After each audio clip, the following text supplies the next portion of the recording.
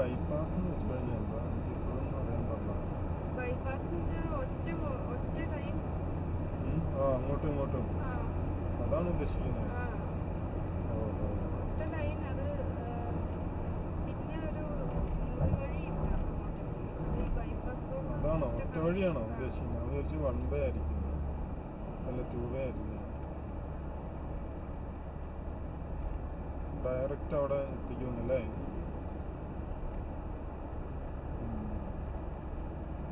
ഇടയ്ക്ക് അങ്ങനെ ഇടത്തോട്ടോ വലത്തോട്ടോ ജംഗ്ഷൻ വരത്തില്ല.